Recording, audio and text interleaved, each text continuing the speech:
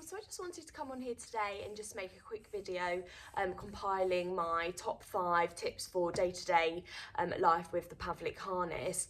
I have been documenting our journey since my son Max went into his harness when he was 10 weeks old.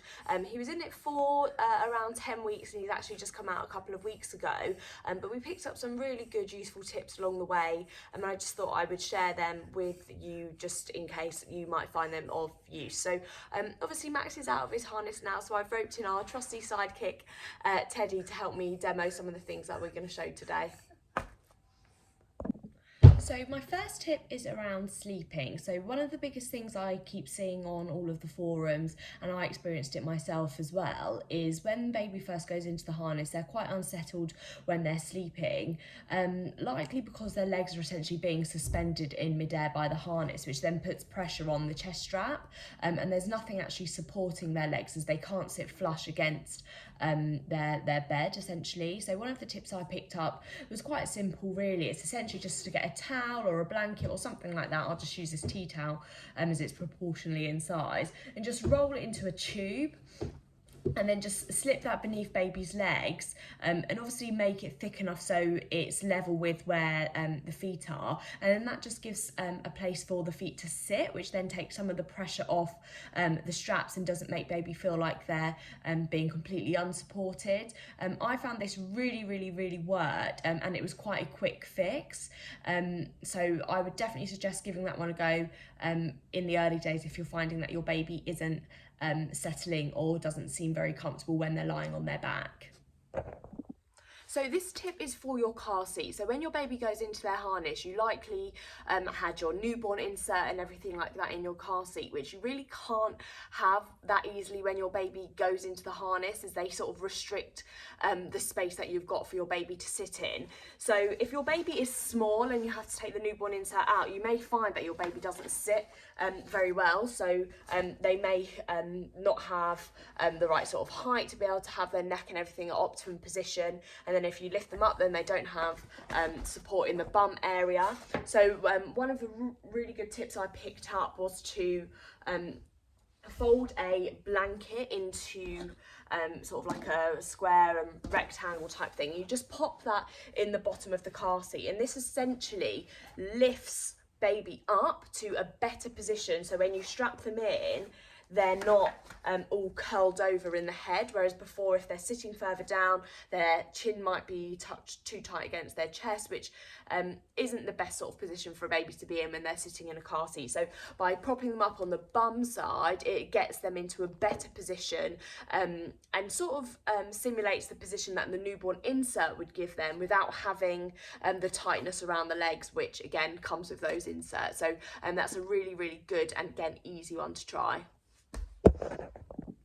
So my next tip is around feeding. I think this one feels quite hard in the early days, as everything that you thought you knew in terms of feeding your baby, you suddenly have to relearn. Obviously, you were likely holding them really nice and close to you if you were feeding either bottle or breast, which you then just can't do once your baby's in the harness. So 2 techniques that I found to be quite successful for bottle feeding. So the first one is if you actually sit your baby facing outwards, straddling your legs. I actually found it easier to cross the legs over just to give a little bit extra height. And this does work if you're sitting on a seat as I am now, but if you're on the sofa, you can obviously rest your arm against something. You might just prop your arm up with a pillow. So you essentially face baby outwards, and then you sort of get the bottle and you feed them front on like this. They can then you sort of use your chest as a support, so you don't necessarily have to hold their head as much, and that works quite well, as then you're not restricting the legs at all and they're sort of staying in the optimum position. The other way that I found worked quite well if you wanted to side sit your baby was if you sat them right on the edge of your leg, so their bum was right on the edge, whereas before you were probably holding them nice and close, like really nice tight and into you. If you sit them on the edge of your leg and quite far away from you, their legs are then at optimum distance apart. And if you're on the sofa, you'd probably be able to sort of rest your arm on a pillow, or if not, you can sort of hold their head with your hand, and then feed them sort of side sitting in sort of a more traditional stance. Again, that works quite well. It really just depends what your preference is. Both of them allow the legs to be stretched as far as possible, rather than holding them nice and close like you potentially were pre-harness. So this next tip is around nappy changing, and I think again one of the things that parents find most challenging and when baby first goes into the harness is to get around the day-to-day challenge of how to change your baby if you can't sort of pull their legs up, you can't really move them, and stuff like that. So one of the easiest things that I found to do was just to upsize in nappies.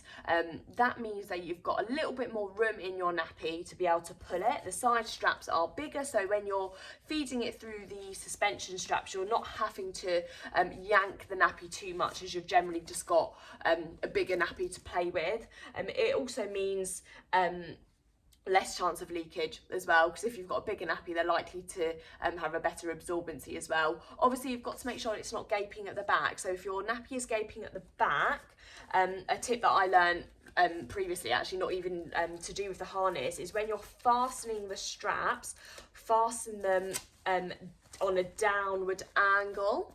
As you can see, you fasten it on like a downward angle, and that draws the back of the nappy tighter in.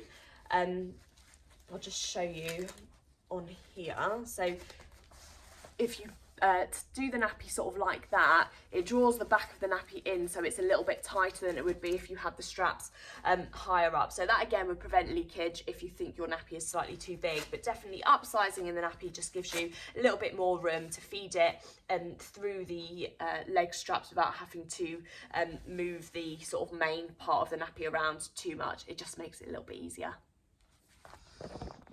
So this tip's more around sort of what to dress your baby in when it's cold.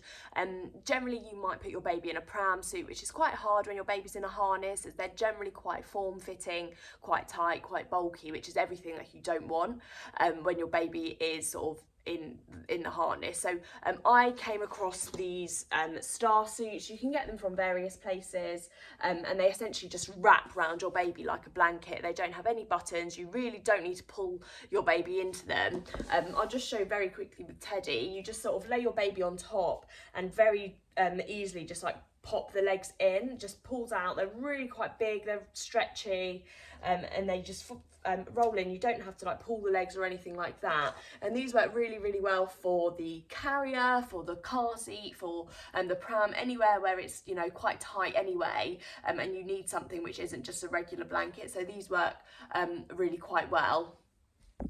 I really hope you found some of those tips useful. Again, those are just my top 5. If you have a look back through some of my videos, you'll see other things that I picked up along the way.